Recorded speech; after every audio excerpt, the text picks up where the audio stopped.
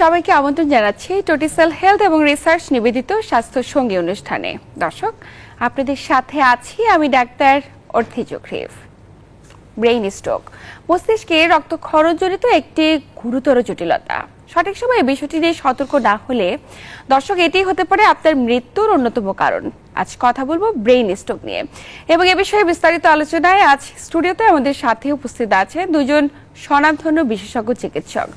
উপস্থিত আছেন অধ্যাপক ডাক্তার নারায়ণ চন্দ্র কুণ্ডু, যিনি বিভাগীয় প্রধান নিউরোলজি বিভাগ, শহীদ সোহরাওয়ার্দী মেডিকেল কলেজ ও হাসপাতাল, এবং আমাদের সাথে আরো উপস্থিত আছেন অধ্যাপক ডাক্তার আখলাক হোসেন খান, যিনি নিউরোসার্জন এবং ব্রেন স্পাইন বিশেষজ্ঞ, বঙ্গবন্ধু শেখ মুজিব মেডিকেল বিশ্ববিদ্যালয়। দর্শক, আজকের আলোচনার বিষয়ে যে কোনো পরামর্শের জন্য আপনারা চাইলেই ফোন দিতে পারেন টেলিভিশন স্ক্রিনে দেখানো নাম্বারে।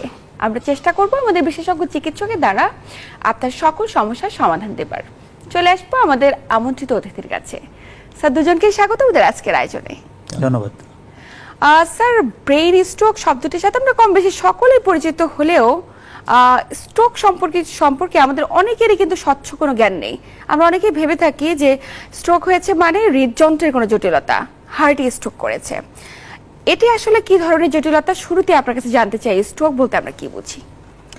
এটা যেটা আপনি বলেছেন সেটা তো খুবই সত্যি কথা, এবং আমাদের দেশের একটা সাবস্টেন্সিয়াল অ্যামাউন্ট অফ পেশেন্ট যারা মস্তিষ্কের এই সমস্যার জন্য মূলত প্রথমত কার্ডিয়াক হসপিটালগুলোতে অ্যাটেন্ড করে। তো স্ট্রোক বলতে যেটা বোঝানো হয়, যেটা মস্তিষ্কের একটি সমস্যা যেটা হঠাৎ করে হবে, মাথার রক্তনালীর সমস্যা, যেটাতে কোনো আঘাতের কোনো ইতিহাস থাকবে না, এবং যে অসুখটাতে এই উপসর্গগুলো 24 ঘন্টার বেশি স্থায়ী হবে, অথবা এই 24 ঘন্টার ভিতরে রোগী মারা যাবে। তার মানে এটা ব্রেনের ভিতরে সংগঠিত হওয়া এবং একটা অসুখ যেটা মানুষকে একটা দুর্বল একটা সাইড তৈরি করে দেবে, যেখানে মানুষ মারা যেতে পারে 24 ঘন্টার ভিতরে, অথবা বেঁচে থাকলে এই উপসর্গটা 24 ঘন্টার পরেও স্থায়ী হবে। একদমই। তো স্যার, একজন ব্যক্তি কি কি ধরনের স্ট্রোকে আক্রান্তের ঝুঁকিতে রয়েছে? ধন্যবাদ। আপনি প্রথমেই অধ্যাপক নারায়ণ চন্দ্র কুণ্ডু সুন্দরভাবে বলেছেন যে স্ট্রোক হলো ব্রেনের একটা রোগ এবং আকস্মিকভাবে এটা ব্রেনকে অ্যাটাক করে, এবং এটা ব্রেনের জন্য কি কি লক্ষণ নিয়ে আমাদের কাছে এটা প্রেজেন্ট করতে পারে, এটা যদি বলি কি কি লক্ষণ আছে, তো এখানে একটা আমরা বলি বি ফাস্ট। বি অর্থাৎ ব্যালেন্স, অর্থাৎ রোগী হঠাৎ করে তার ব্যালেন্স হারিয়ে ফেলতে পারে। আই এর তার প্রবলেম হতে পারে, চোখে না দেখতে পারে। তার ফার্স্ট মিন্স ফেস বাঁকা হয়ে যেতে পারে, এবং আর্ম দুর্বল হয়ে যেতে পারে, এবং স্পিচ অর্থাৎ কথা বলা, এসতে স্পিচ কথা বলার সমস্যা দেখা দিতে পারে, এবং টিতে আমরা যেটা বলি যে time is very important thing, যে রোগীকে যত দ্রুত সম্ভব চিকিৎসার আওতায় আনতে হবে, হাসপাতালে নিয়ে যেতে হবে। তার মানে নানাভাবে স্ট্রোকের বহিঃপ্রকাশ ঘটতে পারে। এখন যদি এই স্ট্রোক বিভিন্ন কারণে হতে পারে, দু ধরনের স্ট্রোক মূলত আমাদের আছে। একটি হলো রক্তনালী বন্ধ হয়ে স্ট্রোক হতে পারে, আর একটা হলো রক্তনালী ছিঁড়ে রক্তক্ষরণ হয়ে এই স্ট্রোক হতে পারে। তো ব্রেনের ভিতরে অসংখ্য রক্তনালী জালিকার মতন আছে। এই রক্তনালীর কোনো অংশ যদি বন্ধ হয়ে ব্রেনের কোনো একটি অংশ অকার্যকর হয়ে যায়, অথবা রক্তনালী ছিঁড়ে যদি রক্তক্ষরণ হয়ে ব্রেনের একটি অংশ অকার্যকর হয়ে যায়, সেই ক্ষেত্রে স্ট্রোকে আক্রান্ত হতে পারে রোগী। একদমই। স্যার, যেতে চাই আপনার কাছে। তো প্রতিনিয়ত আমরা লক্ষ্য করছি স্ট্রোকে আক্রান্তের রোগীর সংখ্যা বেড়ে চলেছে। এই যে আমাদের দেশে এত ব্যক্তি স্ট্রোকে আক্রান্ত হচ্ছে, এটার পিছনে কি কোনো সুনির্দিষ্ট কারণ রয়েছে? স্ট্রোক বলতে যে ঘটনাটা ঘটে, এটা অনেকগুলো ফ্যাক্টর কাজ করে। এর ভিতরে কিছু ফ্যাক্টর আছে যেগুলো আমরা পরিবর্তন করতে পারি না, যেমন বয়স, আমার সেক্স, কি আমি ছেলে না মেয়ে, এগুলো আমি পরিবর্তন করতে পারি না। বাট কিছু ফ্যাক্টর আছে এগুলো পরিবর্তনশীল, যেমন উচ্চ রক্তচাপ, ডায়াবেটিস, সিগারেট স্মোকিং, রক্তে শর্করা বা কোলেস্ট্রলের উপর হাই উপস্থিতি। তো সবথেকে বড় কারণটা হচ্ছে ব্লাড প্রেশার, এবং এই ব্লাড প্রেশার অনিয়ন্ত্রিত থাকাটাই একটা স্ট্রোকের রোগীকে তার ঝুঁকিতে ফেলে দেয়। আমাদের দেশের কনসেপ্টটা হচ্ছে যে আমরা ব্লাড প্রেশারে ঠিকমতো চিকিৎসাটা করি না। আমরা চিকিৎসকের পরামর্শ ছাড়াই ওষুধ ছেড়ে দিই। কখনো কখনো গ্রামগঞ্জে যে কোয়াকরা থাকে তারা হয়তো বা বলে যে প্রেশার ঠিক আছে, প্রেশারের ওষুধ খেও না, কিন্তু এই কাজটি করেই মূলত তার সর্বনাশটা সে ডেকে নিয়ে আসে। কাজে আপনি যদি নিরাপদে থাকতে চান তাহলে আপনি আপনার উচ্চ রক্তচাপ, ডায়াবেটিস এবং সিগারেট বা তামাকের ব্যবহারটা যদি সীমিত করেন তাহলে এই স্ট্রোক থেকে আপনি দূরে থাকতে পারবেন। খুবই গুরুত্বপূর্ণ কথা বলেছেন স্যার। যারা উচ্চ রক্তচাপে আক্রান্ত কিংবা যারা প্রতিনিয়ত স্মোক করছে তাদের আক্রান্তের ঝুঁকি তুলনামূলক অনেক বেশি, সন্দেহ নেই। কিন্তু স্যার আক্রান্তের ঝুঁকিতে তো আমরা একটা সময় লক্ষ্য করতাম যে 60 ঊর্ধ্ব বয়সী ব্যক্তি, যারা বয়োজ্যেষ্ঠ বাবারা কিংবা মায়েরা আক্রান্তের ঝুঁকিতে, কিন্তু বর্তমান প্রেক্ষাপট তো পরিবর্তন হয়ে এসেছে। বর্তমানে তরুণ কিংবা মাঝ বয়সীরাও স্ট্রোকে আক্রান্ত হচ্ছে। এই যে আক্রান্তের প্রবণতা কি কারণে এত বেড়েছে? এটা খুব সুন্দর একটা প্রশ্ন। যে আমরা আগে মনে করতাম যে 50 ঊর্ধ্বের ব্যক্তিরা স্ট্রোকে আক্রান্ত হয়, কিন্তু ইদানিং দেখা যাচ্ছে যে আমাদের লাইফস্টাইল, ফাস্ট ফুড, স্থূল দেহ অনেক স্থূল, অর্থাৎ অনেক ওজন সম্পন্ন লোক এবং যারা কায়িক পরিশ্রম করে না, এই জাতীয় রোগীদের অল্প বয়সেও হতে পারে। এবং প্রফেসর নারায়ণ চন্দ্র কুণ্ডু যে সুন্দর একটা কথা বললেন যে হাইপারটেনশন, প্রেশার এবং অনিয়ন্ত্রিত প্রেশার এবং ডায়াবেটিস, এগুলো একটা বিরাট বড় ফ্যাক্টর। আমাদের ম্যাক্সিমাম পেশেন্ট আমাদের কাছে এসে দেখা যায়, হিস্ট্রি নিয়ে দেখা যায় তারা নিয়মিত প্রেশারের ওষুধ খেতেন না। আচ্ছা, এই সমস্ত রোগীদের কিন্তু স্ট্রোকের প্রবণতা বা স্ট্রোকে আক্রান্ত হওয়ার বেশি ঝুঁকিটা বেশি। সুতরাং আমরা যদি অনিয়ন্ত্রিত জীবনযাত্রা, অনিয়ন্ত্রিত খাদ্যাভ্যাস, বেশি চর্বিযুক্ত খাদ্য খাই এবং কায়িক পরিশ্রম না করি, তাহলে স্ট্রোক আমাদের অল্প বয়সেও হতে পারে। একদমই স্যার, আপনি যেমনটি বলছিলেন উচ্চ রক্তচাপের সাথে একটি সম্পৃক্ততা রয়েছে। আমাদের দেশে অনেক ব্যক্তি রয়েছেন যারা দীর্ঘদিন এই রক্তচাপটাকে অতিমাত্রা ক্যারি করছেন, কিন্তু তিনি জানেন না তিনি উচ্চ রক্তচাপে আক্রান্ত। তো এই যে স্যার উচ্চ রক্তচাপ সঠিকভাবে মেজারমেন্টের তো একটি পদ্ধতি রয়েছে, কিভাবে তিনি বুঝবেন, কতদিন পর পর মেজার করা প্রয়োজন, কিংবা কারা আক্রান্তের ঝুঁকিতে উচ্চ রক্তচাপে? এরকম কোনো নির্দিষ্ট কোনো গাইডলাইন নেই যে কখন থেকে আপনি সতর্ক হবেন। তবে প্রেশার যেহেতু পরিবারে চলাচল করা রোগ, একটা বংশে চলে, সো আপনার বাবা মায়ের যদি প্রেশারের সমস্যা থেকে থাকে তাহলে আপনি সতর্ক হবেন। বেসিক্যালি 20s থেকেই শুরু করা যেতে পারে, বছরে একবার অন্তত আপনি শুরুর দিকে মাপেন। আপনার বাবা মা যদি ডায়াবেটিস এবং প্রেশার দুটোতেই আক্রান্ত থাকেন, আপনি যদি স্থূল আকার শরীরের হন, তাহলে আপনি অতি অবশ্যই রুটিন হেলথ চেক আপে যখন আপনি ডাক্তারের কাছে যাবেন যে কোনো বিষয়ে, ইভেন জ্বরের জন্য যদিও যান, আপনি একবার ব্লাড প্রেশার চেক করিয়ে আসেন, তাতে কোনো সমস্যা নেই। নিশ্চয়ই। তো এই ব্লাড প্রেশার তো মেজার করার একটি পদ্ধতি রয়েছে স্যার। আমরা দীর্ঘদিন ধরে যারা উচ্চ রক্তচাপে ভুগছি তারা দেখা যাচ্ছে নিজেরাই বিভিন্নভাবে নিজেরাই টেস্ট করছে কিংবা ফার্মাসিতে গিয়ে করছে, চিকিৎসকের কাছে গিয়ে করাচ্ছে না। আবার এই মেডিসিনটাও তারা নিজেরাই অ্যাডজাস্ট করছে, খাবে কখন, ছাড়বে কখন, হঠাৎ করে বেড়ে যাচ্ছে তখন গিয়ে শুরু করছে, আবার অন্যান্য সময় বন্ধ রাখছে। বিষয়গুলোকে আপনি কিভাবে দেখছেন এবং এই বিষয়গুলোকে কিভাবে মেনটেন করা জরুরি? প্রেশারের দুটো পদ্ধতি আছে মাপার, একটা হচ্ছে ডিজিটাল কিছু ব্লাড প্রেশার মেশিন আছে, আর একটা হচ্ছে ম্যানুয়াল, যেটা আমরা ব্যবহার করি। কিন্তু উন্নত বিশ্বগুলোতে এখন ম্যানুয়াল থেকে ওরা সবাই ডিজিটালেই চলে গেছে। কারণ ডিজিটাল ব্লাড প্রেশার মেশিন নিয়ে আগে যে কনফিউশনগুলো ছিল যে ঠিকমতো রিডিংগুলো দেয় না, আপনি যদি ঠিকমতো এটা মেজার করতে পারেন এটাতে কোনো অসুবিধা নেই। বাট ডেফিনেটলি ব্লাড প্রেশার মাপাটা খুব যে স্পেশাল কোনো প্রক্রিয়া সেটাও নয়। আপনি যদি চেষ্টা করেন, আপনি 2-4 বার বা 10 বার যদি মাপার প্রক্রিয়াতে যান, আপনি নিজেও ভালোভাবে মাপতে পারবেন। বাট আমি মনে করি না এক্ষেত্রে যদি ফার্মেসিতে গিয়ে মাপি বা যারা এই ধরনের সার্ভিসগুলো দেয়, যে সিস্টার বা আমাদের ব্রাদাররা যারা আছেন, তারা এটা মাপতে সক্ষম।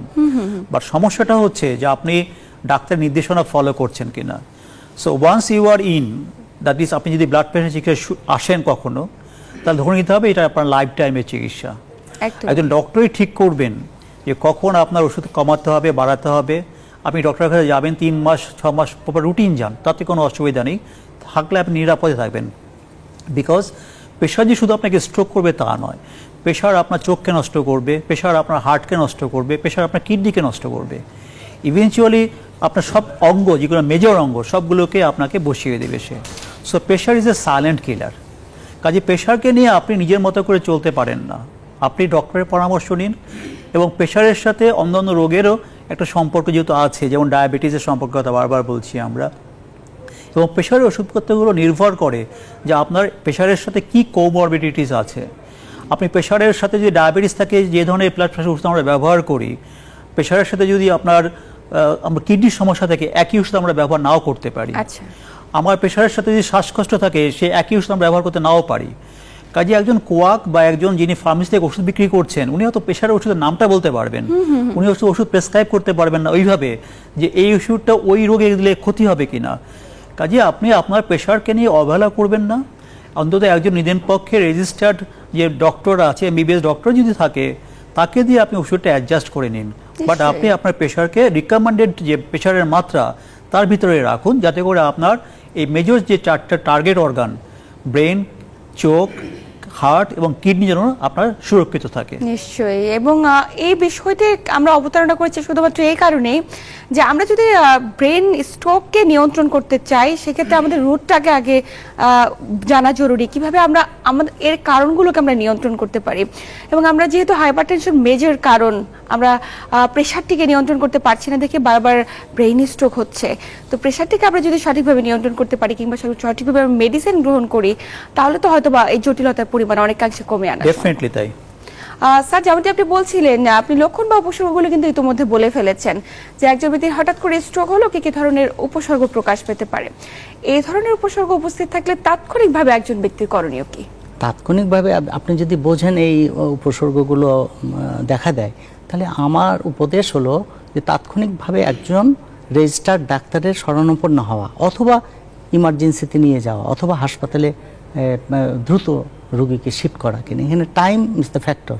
যত দ্রুত আপনি হাসপাতালে নিয়ে যেতে পারবেন, যত দ্রুত চিকিৎসা শুরু হবে, তত দ্রুত আমরা স্ট্রোক থেকে তাকে রক্ষা করতে পারবো।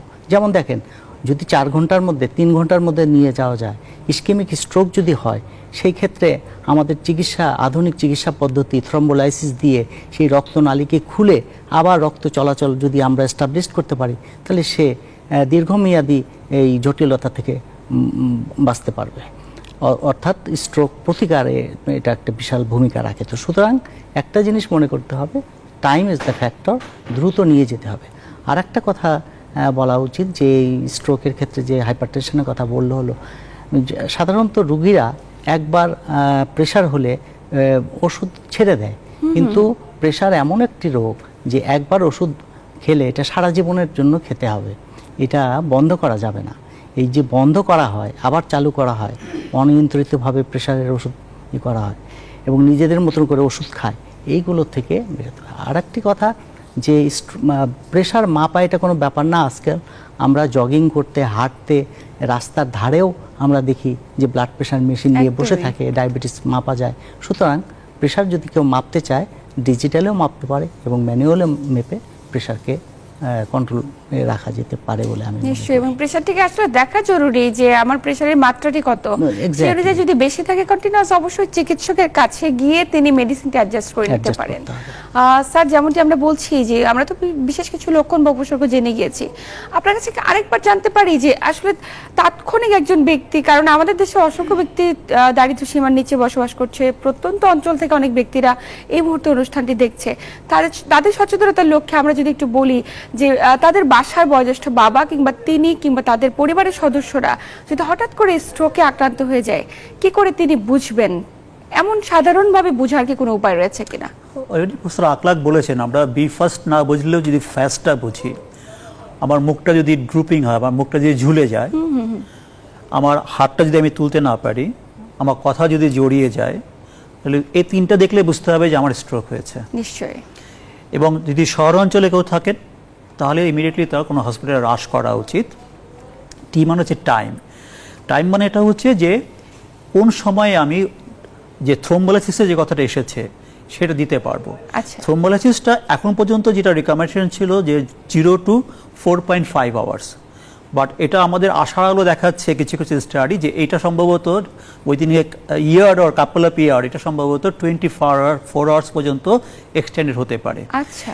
কাজে যদি কোনোভাবে এই রিকমেন্ডেশনটা আসে যে 0 to 24 আওয়ার্সে থ্রোম্বোলাইসিস করা যাবে, তাহলে একটা মেজর অংশ পিপল যারা আমাদের যানজটের কারণে বা নিয়ার বাই হসপিটাল না থাকার কারণে রাশ করতে পারে না হাসপাতালগুলোতে, তারা হয়তো এই চিকিৎসাটাতে চলে আসতে পারবে। বাট ডেফিনেটলি আপনি গ্রামে গঞ্জে থেকে এই সার্ভিসটা আপনি পেতে পারেন না বা পাবেন না হয়তো বা। বাট অনেক সময় আমাদের কাছে পৌঁছাতে দেরি করে ফেলে। সো যাদের বাড়িতে যাদের বয়স্ক বাবা মা আছেন, তাদের কাছে একটাই মেসেজ যাবে আমাদের, যে হঠাৎ করে, শব্দটা হচ্ছে হঠাৎ করে যদি আমার মুখ বাঁকা হয়, হঠাৎ করে যদি আমার কথা বলতে অসুবিধা হয়, এবং হঠাৎ করে যদি আমি হাত পা তুলতে না পারি বা কম শক্তি পাই, আপনি যে কোনো একটা উপজেলা হাসপাতালে পৌঁছান, যাতে তারা বলতে পারে যে আপনার একটা স্ট্রোক হয়েছে। নিশ্চয়ই এই মেসেজটি আমরা বারবার দিতে চাই স্যারের মাধ্যমে, আপনার মাধ্যমে এবং আমাদের এই অনুষ্ঠানের মাধ্যমে, যে এই উপসর্গগুলো উপস্থিত থাকলে তাৎক্ষণিকভাবে হাসপাতালে যাওয়া জরুরি, এবং কি কারণে হাসপাতালে যাওয়া জরুরি, সেক্ষেত্রে চিকিৎসা পদ্ধতির সুবিধাগুলো বা কি কি রয়েছে স্যার আমরা জানবো। তবে সময় হয়েছে একটি ছোট্ট বিরতি নেবার। প্রিয় দর্শক, টোটিসাল হেলথ এবং রিসার্চ নিবেদিত স্বাস্থ্য সঙ্গী অনুষ্ঠান থেকে নিচ্ছি ছোট্ট একটি বিরতি, সাথেই থাকুন।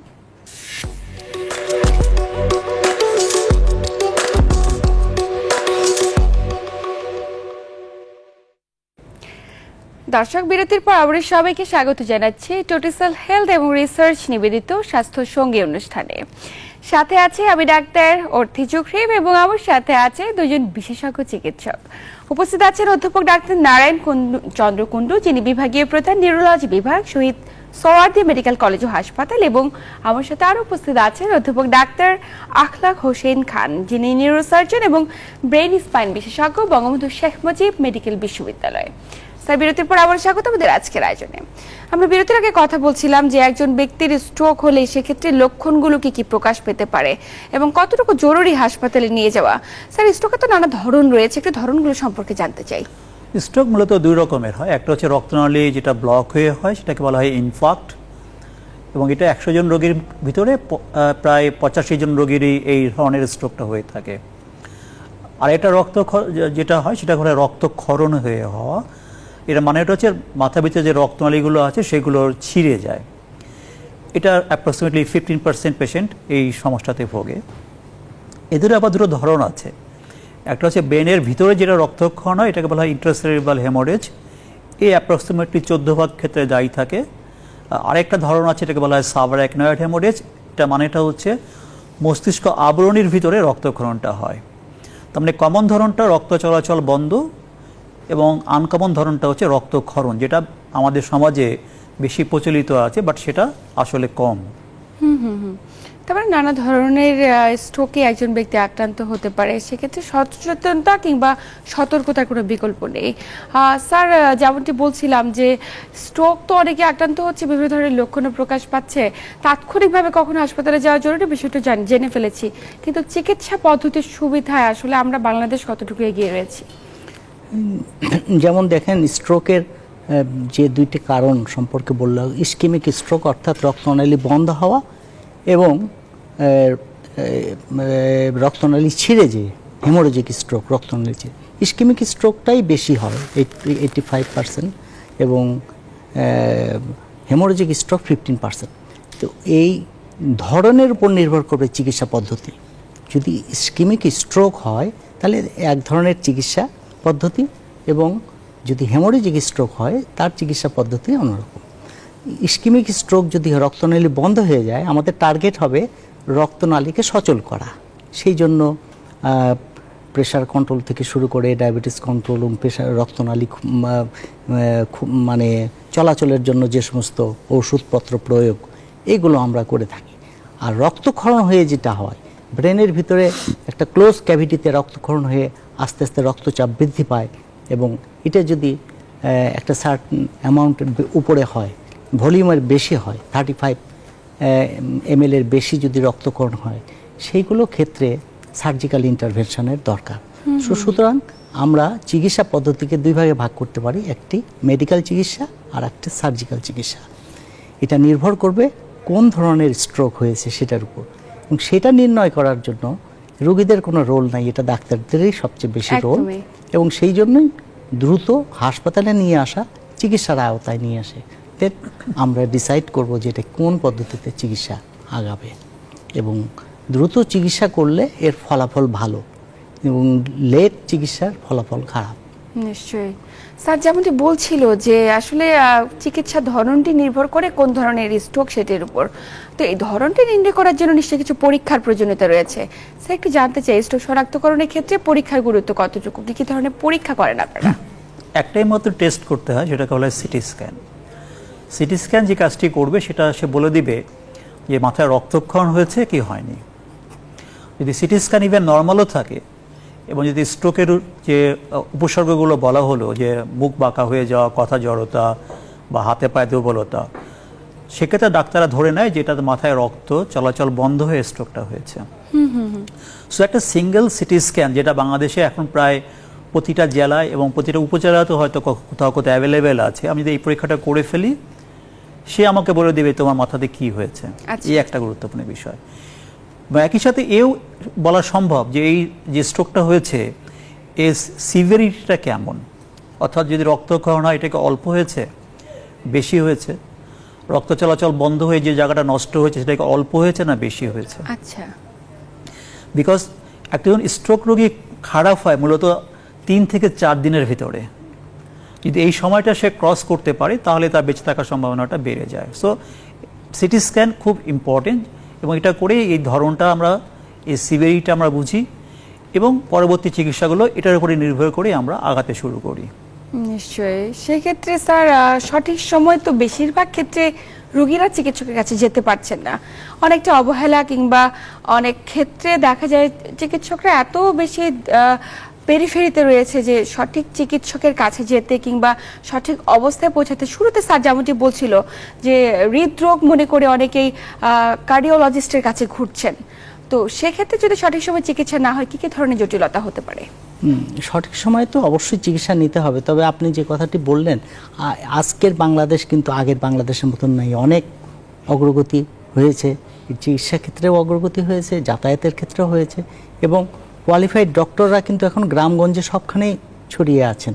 সুতরাং যে কোনো একজন কোয়ালিফাইড ডাক্তারের কাছে গেলে এবং একটা মিনিমাম সিটি স্ক্যান করলেই ওনারা কিন্তু প্রাথমিকভাবে এটা ডায়াগনোসিস করে চিকিৎসা শুরু করে দিতে পারেন। তারপরে ওনারা একটা টার্সিয়ারি সেন্টারে রেফার করতে পারেন যেখানে বিশেষজ্ঞ চিকিৎসক রয়েছেন। তো সুতরাং আমার মনে হয় ইনিশিয়াল চিকিৎসা শুরু হয়ে গেলে এর জটিলতা অনেক কমে যায় এবং আমাদের হসপিটালগুলোতে আওতায় আসলে আমরা তখন এগুলোর চিকিৎসার ইয়েতে নিতে পারি, যদি সার্জিক্যাল ইন্টারভেনশন লাগে সার্জারি করতে পারি। এবং আরেকটা জিনিস ইম্পর্টেন্ট যে লোকেশন, ব্রেন তো একটা অনেক বড় জায়গা, ব্রেনের কোন অংশে রক্তক্ষরণ হয়েছে এটা কিন্তু একটা ইম্পর্টেন্ট জিনিস এবং সেই অনুসারে চিকিৎসা কোন পদ্ধতি আমরা অবলম্বন করব, কোন দিকে যাব, সেগুলো এই পরবর্তীতে টার্সিয়ারি সেন্টারে আসলে, বিশেষজ্ঞ চিকিৎসার অধীনে আসলে তখন আমরা এগুলো নির্ণয় করে করতে পারি। কিন্তু ইনিশিয়াল চিকিৎসা গ্রামগঞ্জ থেকে শুরু হতে পারে। নিশ্চয়ই তাই। এবং যে বিষয়টি নিয়ে আলোচনা করছি স্যার, অনেকেই সঠিক সময় যেতে পারছেন না, কিছুটা অবহেলা কিংবা কিছুটা সংকীর্ণতা কিংবা কিছুটা অনেকে বুঝে উঠতে পারছেন না কোন বিশেষজ্ঞের কাছে যাবেন, কোন হাসপাতালে যাবেন কিংবা কোন সেন্টারে যাবেন। সেক্ষেত্রে আমরা তো জানি স্ট্রোক পরবর্তী একজন ব্যক্তির সঠিক সময়ে চিকিৎসকের কাছে না গেলে কিংবা অনেকের ক্ষেত্রে প্যারালাইসিস হয়ে যায়, শরীরের একটি অঙ্গ বিকল হয়ে যাচ্ছে কিংবা মুখের একটি পোর্শন বেঁকে যাচ্ছে, সঠিকভাবে কথা বলতে পারছে না, তাদের ক্ষেত্রে করণীয় কি? দেখুন, চিকিৎসার দুটো অংশ আছে। একটা হচ্ছে যেটা আমরা করি, যে ওষুধপত্র প্রয়োগ করি, রোগীকে বাঁচিয়ে রাখার চেষ্টা করি এবং আস্তে আস্তে অধিকাংশ ক্ষেত্রে এই রোগীরা অ্যাকিউট অ্যাসাল্ট থেকে রিকভারি করে। আর এটার পরে শুরু হয় বা প্রায় সাথে সাথেই শুরু হয় হচ্ছে রিহ্যাবিলিটেশন, অর্থাৎ যেটাকে সোজা বাংলায় বলা হয় যে ব্যায়াম করা বা ফিজিওথেরাপিগুলো করা। সো বোথ ওষুধ এবং যদি আমি রিহ্যাবে ঠিক মতো যাই তাহলে আস্তে আস্তে যে দুর্বলতাগুলো তৈরি হয় সেগুলো অনেকাংশেই রিকভারি করে। 100% হয়তো হয় না, বাট কথা বলাটা, কথা জড়তাটা কেটে যেতে পারে, যে অংশটা দুর্বল হয়েছিল সেটা আস্তে আস্তে তার ফাংশনাল রিকভারি পর্যন্ত হতে পারে। So it's a team effort of the physician or surgeon and as well as the rehabilitation যারা কাজ করে তাদের সমন্বয়ে এই কাজটি শেষ করতে হবে। নিশ্চয়ই। এবং স্ট্রোক পরবর্তী যে পদক্ষেপগুলো রয়েছে সেগুলো যদি একটু আমাদের সাথে দর্শকদের উদ্দেশ্যে বলেন। স্ট্রোক আমি যেটা বারবার বলি সেটা, stroke once is there is every chance that it will reappear, অর্থাৎ একবার স্ট্রোক হলে আবার আপনার স্ট্রোক হবে।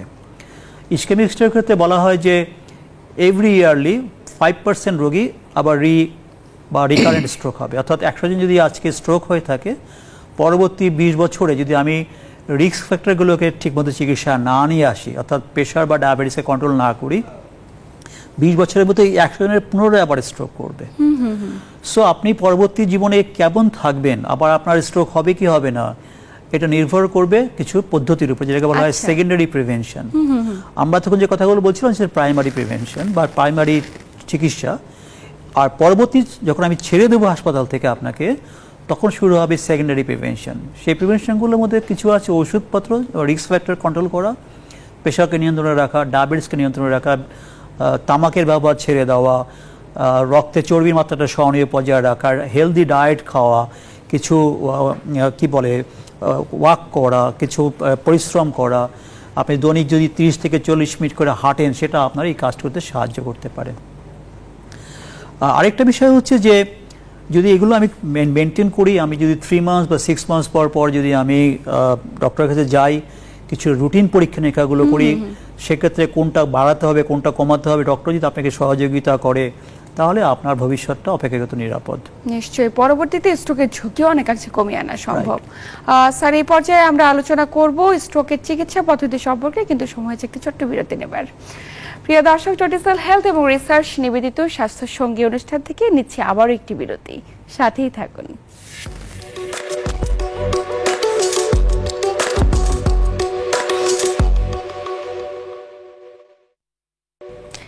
দর্শক, বিরতির পর আবারও সবাইকে স্বাগত জানাচ্ছি টোটিসাল হেলথ এবং রিসার্চ নিবেদিত স্বাস্থ্য সঙ্গী অনুষ্ঠানে। সাথে আছি আমি ডাক্তার অর্থি জোখরিফ এবং আমার সাথে আছেন দুজন বিশেষজ্ঞ চিকিৎসক। উপস্থিত আছেন অধ্যাপক ডাক্তার নারায়ণ চন্দ্র কুণ্ডু, যিনি বিভাগীয় প্রধান নিউরোলজি বিভাগ, শহীদ সোহরাওয়ার্দী মেডিকেল কলেজ ও হাসপাতাল, এবং আমার সাথে আরও উপস্থিত আছেন অধ্যাপক ডাক্তার আখলাক হোসেন খান, যিনি নিউরোসার্জন এবং ব্রেন স্পাইন বিশেষজ্ঞ, বঙ্গবন্ধু শেখ মুজিব মেডিকেল বিশ্ববিদ্যালয়।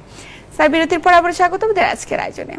আমরা বিরতির আগে কথা বলছিলাম যে একজন ব্যক্তি যদি স্ট্রোকে আক্রান্ত হয়, সেক্ষেত্রে কি কি ধরনের জটিলতা হতে পারে কিংবা চিকিৎসা পদ্ধতির ধরনগুলো কি কি। একটু জানতে চাই, স্ট্রোকের চিকিৎসা আমরা কতটুকু এগিয়ে রয়েছি এবং আধুনিক চিকিৎসায় কি কি ধরনের অপশন রয়েছে? ধন্যবাদ।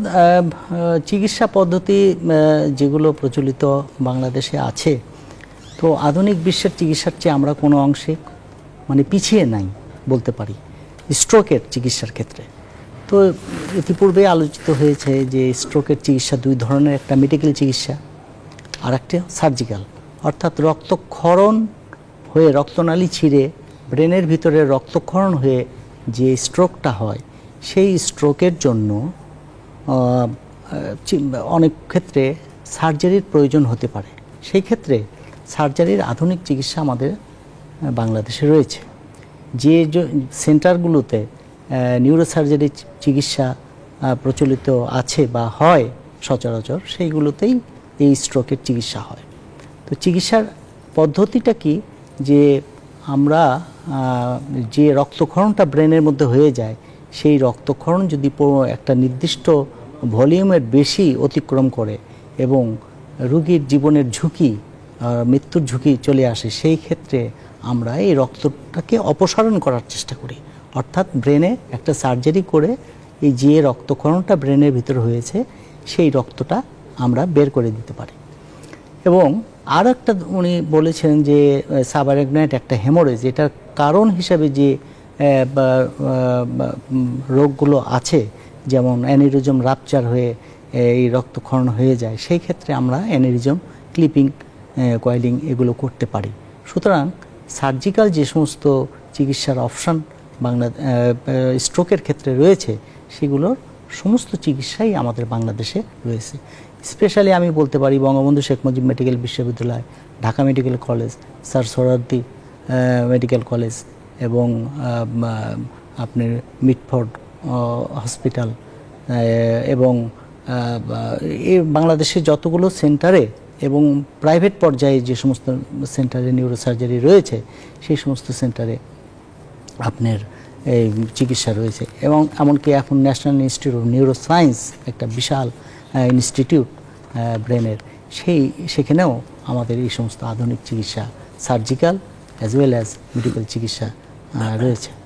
তো সার্জারির অপশন হলো এইগুলোই, যে ব্রেনের ভিতরে সার্জারি করে রক্তকে আমরা অপসারণ করে ফেলতে পারি, অর্থাৎ বের করে ফেলে দিতে পারি, এবং পুনরায় যাতে রক্তক্ষরণ না হয় সেই জন্য আমরা ব্যবস্থা গ্রহণ করতে পারি সার্জারির মাধ্যমে। এটা একটা বিষয়। আর একটা ক্ষেত্রে শুধু যে রক্তক্ষরণ হয়েই যে আমরা সার্জারি করি তা না, দেখা যায় রক্তনালী বন্ধ হয়ে ব্রেনের বিশাল অংশ রক্তনালী বন্ধ হয়ে গেছে, সেই ক্ষেত্রে ব্রেনটা ফুলে যায়, অর্থাৎ ব্রেনের ভিতর ফুলে গেলে মাথার ভিতরে অনেক চাপ বৃদ্ধি পায়। সেই ক্ষেত্রে আমরা একটা আধুনিক চিকিৎসা পদ্ধতি হিসাবে ডিকম্প্রেসিভ ক্র্যানিওটমি, অর্থাৎ ব্রেনের উপরে যে হাড্ডি যেটা খুলিটা রয়েছে সেই খুলিটাকে আমরা কেটে বের করে ফেলে দিই, টু অ্যালাউ স্পেস, ব্রেনটাকে এক্সপান্ড করতে সহায়তা করি। ফলে একটা পর্যায়ে ব্রেন যখন আস্তে আস্তে এই ব্রেনের ভিতরে প্রেশারটা কমতে থাকে, তখন আস্তে আস্তে এটার ভালো হওয়ার সম্ভাবনা থাকে। তারপরে যখন ভালো হয়ে যায় তখন আবার এই আপনার স্কাল অর্থাৎ খুলিটাকে আবার লাগিয়ে দেওয়া যায়। সেই ক্ষেত্রেও রোগীদের অনেক জীবন বাঁচানোর ক্ষেত্রে এটা একটা অগ্রণী সহায়ক ভূমিকা পালন করে। সুতরাং ট্রিটমেন্ট অপশন বহু রয়েছে সার্জারির, এটা ডিপেন্ড করবে তার কি ধরনের স্ট্রোক হয়েছে সেইটার উপর নির্ভর করবে আমরা কি ধরনের সার্জারি করব। এবং সেই আধুনিক প্রযুক্তি, আধুনিক চিকিৎসার সবকিছুই আমাদের বাংলাদেশে এখন হচ্ছে। এইটা একটা great message for the patient, যে সব ধরনের চিকিৎসাই কিন্তু আছে। অনেকের একটা ভ্রান্ত প্রচলিত ধারণা আছে যে চিকিৎসার জন্য দেশের বাইরে যেতে হবে, কিন্তু বাইরে যাওয়ার কোনো প্রয়োজন নাই এই চিকিৎসার জন্য, অন্তত স্ট্রোকের ক্ষেত্রে বাইরে যাওয়ার কোনো প্রয়োজন বলে আমরা মনে করি না। নিশ্চয়ই খুব গুরুত্বপূর্ণ তথ্য দিয়েছেন স্যার, এবং আপনাদের মতো বিশেষজ্ঞ চিকিৎসকরাই এটিকে দোরগোড়ায় নিয়ে গিয়েছে সাফল্যের। এত বড় বড় অপারেশন করছেন এবং এই যে স্ট্রোকে আক্রান্ত রোগীরা খুব সফলতার সাথে অপারেশন সম্পূর্ণ করে সুস্থভাবে জীবনযাপন করছে পরবর্তীতে, এবং আমরা খুব গর্বের সাথে বলতে পারি আপনারা এবং আপনাদের মতো বিশেষজ্ঞ চিকিৎসক অধ্যাপকরা আছেন বলে আমরা আজ এতটা সাফল্যের মুখ দেখছি। একটি কথা আমি বলতে পারি যে আজ থেকে 30 বছর আগেও বাংলাদেশে এত নিউরো মেডিসিন বিশেষজ্ঞ এবং নিউরোসার্জন ছিল না। আজকে আপনি আজ থেকে 50 বছর আগে স্বাধীনতার পরবর্তীতে বাংলাদেশে মাত্র 4 জন নিউরোসার্জন ছিল, আজকে এখানে প্রায় 300 নিউরোসার্জনের কাছাকাছি, এবং প্রায় মেডিসিন বিশেষজ্ঞ প্রায় 400-450 মতন হয়ে গেছে। সুতরাং এই যে এত বিশেষজ্ঞ ডাক্তার যে এই স্বাধীনতা পরবর্তীতে বাংলাদেশে তৈরি হয়ে গেছে, এগুলো চিকিৎসার ক্ষেত্রে একটা বিশাল ভূমিকা পালন করছে বলে আমি মনে করি। এবং সেই সাথে স্যার চিকিৎসার যে ব্যাপ্তি বা পরিসীমা সেটিও বিশেষজ্ঞ চিকিৎসকরা যেহেতু বেড়েছে সেটিও বেড়ে গিয়েছে, জনসংখ্যা যেমন বেড়েছে চিকিৎসকের সংখ্যাও সেরকম বেড়েছে, আধুনিকতাও সেরকম। এবং এক্ষেত্রে আমাদের হীনমন্যতা কিংবা আতঙ্কের কোনো জায়গা নেই।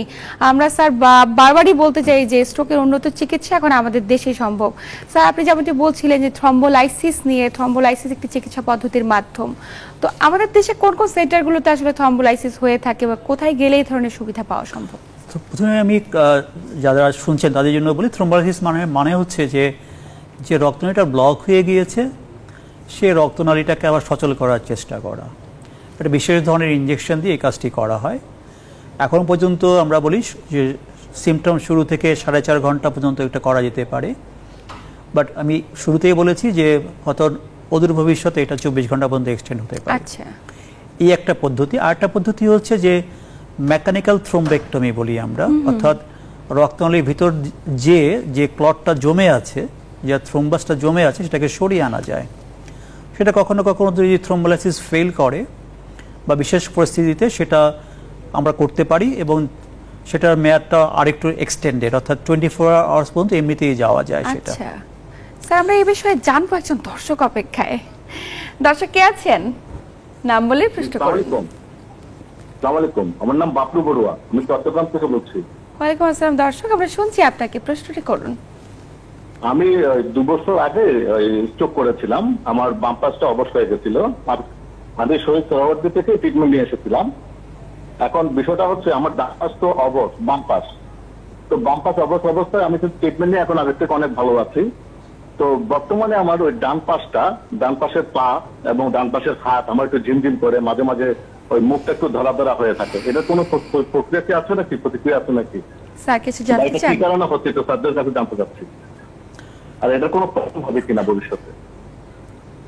আর আমার ট্রিটমেন্ট হচ্ছে, কিন্তু আমার ট্রিটমেন্টে আমি নিউরোল, স্যার হ্যালো, জি আমরা শুনছি দর্শক, আমরা শুনছি, বলুন। হ্যাঁ আমি ট্রিটমেন্ট নিচ্ছি। আমার ওই যে আমি একটু বলি, আমার প্রেশারের জন্য আমি ওই ক্যামরোসাইট 520 খাচ্ছি, তারপরে নিউরোলিন খাচ্ছি 50, তারপরে নিউরিক এয়ার খাচ্ছি, তারপরে গ্যাস্ট্রিকের জন্য র্যামো খাচ্ছি, তারপরে হচ্ছে আপনার ওই যে রসুবা ক্যান খাচ্ছি আমি এই যে কোলেস্ট্রলের জন্য। বর্তমানে এটা আমার চিকিৎসাধীন চলছে। এখন আমার ডান পাশ যেটা অবশ হয়ে যাচ্ছে, ডান পাশ যেটা ঝিনঝিন করতেছে, সেটার জন্য আমি একটু প্রতিক্রিয়া জানতে চাচ্ছি স্যারদের কাছে, এটা কোনো প্রবলেম হবে কিনা ভবিষ্যতে। যে দর্শক আপনি সাথেই থাকুন, আমরা বিষয়টি নিয়ে কথা বলছি। স্যার যেমনটি বলছিল উনি, না, এটা সাধারণত যদি বাম দিকে অবশ্যই হয়ে থাকে তাহলে বাম দিকে তার স্ট্রোকটা হয়েছে। এখন নতুন অভিযোগ যেহেতু ডান দিকে আছে, কাজে উনি ওনার যে ট্রিটিং ফিজিশিয়ান আছেন তার সাথে কথা বলা উচিত যে এটা কি কারণে হচ্ছে। এটা হতে পারে যে মাথার আরেকটা ছোটখাটো স্ট্রোক হয়েছে, অথবা এই ঝিনঝিন ব্যাপারটা ঘাড় থেকেও হতে পারে। আচ্ছা, আমাদের ঘাড়ে যে স্পাইনাল কর্ড আছে, সেখানে স্পাইনাল কর্ডের যে হাড্ডিগুলো থাকে, হাড্ডির মাঝখানে যে জেলটা থাকে, সেটা সরে গেলে নার্ভগুলো চাপা পড়ে, তারাও একটা ঝিনঝিন অনুভূতি হাত পর্যন্ত পৌঁছে দিতে পারে। কাজে এখানে যিনি ওনার যার সাথে উনি চিকিৎসক, মানে ওনার চিকিৎসক যিনি আছেন, ওনাকেই এটা বলা উচিত, এবং ওনার উচিত হবে পরীক্ষা নিরীক্ষা করে দেখা বা ওনাকে আশ্বস্ত করা সমস্যাটা কোন জায়গা থেকে হয়েছে, আচ্ছা। ব্রেন থেকে না ঘাড় থেকে। সেক্ষেত্রে আমি মনে করি একটা এমআরআই করে নিতে পারেন উনি চাইলে, ওনার ডক্টর যদি চান, এবং ওনাকে আশ্বস্ত করা সম্ভব যেটা নতুন করে কিছু নয়। নিশ্চয়ই। এই দর্শক আপনি নিশ্চয়ই বুঝতে পেরেছেন, আমাদের বিশেষজ্ঞ চিকিৎসকের দেওয়া পরামর্শ মেনে সঠিক চিকিৎসা গ্রহণ করুন। স্যার আমরা প্রায় আলোচনার শেষ প্রান্তে, একটু জানতে চাই, আমরা তো মেডিসিন নিয়ে কথা বললাম, সার্জারি নিয়ে কথা বললাম, তো স্ট্রোকের চিকিৎসা আসলে স্টেম সেলের ভূমিকা কতটুকু? এটা আমি আগে একটু বলি। জি একদমই। এই যে ছোট করে যেটা বলি, যেটা আমি শুরু করেছিলাম থ্রোম্বোলাইসিস। থ্রোম্বোলাইসিসটা ঢাকা শহরের প্রায় সব হাসপাতালেই হচ্ছে, বিশেষত নিউরোসায়েন্স হাসপাতাল, বঙ্গবন্ধু শেখ মুজিব মেডিকেল কলেজ হাসপাতাল এবং অন্যান্য হাসপাতালগুলোতে এই ফ্যাসিলিটিস ডেভেলপ করার চেষ্টা চলছে। প্রাইভেট হাসপাতালগুলোতেও হচ্ছে, এবং ঢাকার বাইরে আমার জানা মতে চিটাগং মেডিকেল কলেজ হাসপাতাল, ময়মনসিংহ মেডিকেল কলেজ হাসপাতালে ওরা শুরু করেছে, এবং অন্যান্য বিভাগীয় যে হাসপাতালগুলো আছে সেখানেও এই প্রক্রিয়াটা শুরুর প্রক্রিয়াতে আছে।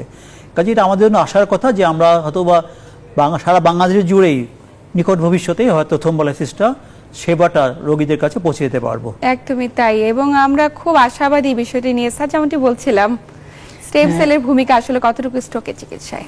হ্যাঁ, সেই স্টেম সেল বলার আগে আমি আরেকটু কথা বলি যে এই যে আধুনিক চিকিৎসা থ্রোম্বোলাইসিস নিয়ে যে কথাটা বললেন, বঙ্গবন্ধু শেখ মুজিব মেডিকেল বিশ্ববিদ্যালয়ে চিকিৎসা অব্যাহত আছে, এবং 4 ঘন্টার মধ্যে যদি পেশেন্ট আসে, তো অনেক পেশেন্ট এখানে চিকিৎসা নিয়েছেন এবং ভালো হয়ে গেছেন। এবং এর সঙ্গে আরেকটা ইনফরমেশন আমি দিতে পারি যে বঙ্গবন্ধু শেখ মুজিব বিশ্ববিদ্যালয়ে একটা স্পেশালাইজড হসপিটাল তৈরি হয়েছে, আধুনিক একটা হসপিটাল তৈরি হয়েছে। সেখানেও কার্ডিওভাস্কুলার এবং স্ট্রোক একটা ইউনিট রয়েছে, সেটা সম্প্রতি সেটা চালু হচ্ছে, এবং সেখানেও একটা বিশাল আয়োজন আছে এই স্ট্রোক রোগীদের চিকিৎসার জন্য। আচ্ছা, এই ইনফরমেশনটা আসলে খুবই জরুরি আমাদের দর্শকদের জন্য। আর আধুনিক চিকিৎসার ক্ষেত্রে আমি বলবো, দেখেন এই স্ট্রোকের তো চিকিৎসা, প্রচলিত যে চিকিৎসা রয়েছে ওষুধপত্র, এবং স্ট্রোক পরবর্তীতে যে জটিলতা এবং যে সমস্ত শরীরের অংশ অবশ হয়ে যে সেগুলোর ক্ষেত্রে ফিজিওথেরাপি ইত্যাদি ক্ষেত্রে তো অনেক চিকিৎসা রয়েছে।